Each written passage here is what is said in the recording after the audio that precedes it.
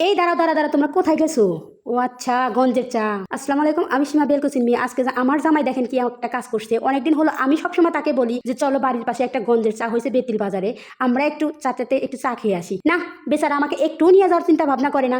আর দেখেন আমাকে রেখা কিভাবে সজীব ভাইকে সাথে নিয়ে চলে গেছে বাড়ির সামনে। প্রথমে তো বাড়ির সামনে যাওয়ার পরই দেখেন একটা ব্লগ ভিডিও শুরু করছে, কিভাবে সে কথা বলতেছে। মানে এটা হচ্ছে ভেটেরিনারি কলেজের ভিতরে দেখা যাচ্ছে। মানে একটা সিম্পল বিষয়, আমার ঘরের পাশেই এই কলেজটার ভিতরে অনেকে হয়তো বা চেনেন, আবার অনেকে হয়তো বা চেনেন না। সিরাজগঞ্জ বেলকুচির মধ্যে জায়গাটা কিন্তু ওয়েদারটা অনেক বেশি সুন্দর, সেটা দেখানোর চেষ্টা করি। সন্ধ্যার সময় আসার সময় বেতিলে নামার পরে সে ভাবতেছে গঞ্জের চা থেকে একটা চা খেয়ে যায়। যেহেতু আমি ভিডিও বানাই মাঝে মাঝে আপনাদের মধ্যে এখানে ওখানে যাওয়ার ভিডিও করি, বাট আমার কিন্তু গঞ্জের চা এখানে যাওয়া হয় না। এখান থেকে যাওয়া হয় অবশ্যই, বাসায় যাওয়া হয়, এখান থেকে সবকিছু যাওয়া হয়, চোখের দেখা দেখছি, বাট ওখানে বসে যে এক কাপ চা কফি খাওয়া আমার কিন্তু সেটা কপালে জুটে নাই। আর আমার জামাইকে বলছিলাম যে চলো আমাকে নিয়ে এক কাপ চা কফি খাওয়া, দেখেন আমার জামাই কিন্তু সেখানে যায় নাই। না যাওয়ার যাওয়ার পরে দেখেন কিভাবে চাপা বাড়িকার বসকা বাড়িকার কিভাবে চলতেছে।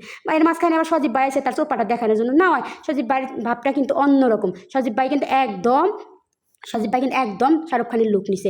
পরিশেষে দেখেন বৈশা রয়েছে রুটি বানানোর দেওয়ার জন্য 2 কাপ চা, তার পাশাপাশি পোড়া রুটি কীভাবে পোড়াইতেছে সব কিছু কিন্তু আপনাদের দেখাইলো। পরিশেষে কিন্তু চাটা কিন্তু চলে আসলো সামনে, দেখা যাক খাওয়ার পালা কীভাবে কি রিয়াকশন করে আমার জামাই। যাইরা বেড়া, তুই তো আমাকে খাই গেছোস, দেখি আজকে কত স্বাদ মতো খায়া পড়স। সে বলতেছে আছে, খুব বেশি না, কারণ বাঙালি হচ্ছে হুজুকে বাঙাল, তো যার কারণে যেখানে একটু হুজুক দেখে বাঙালি ওইখানে গিয়েই রিভিউ শুরু করে দেয়। তো ভালো থাকবেন, সুস্থ থাকবেন, আজকের ভিডিও এ পর্যন্তই। আল্লাহ হাফেজ।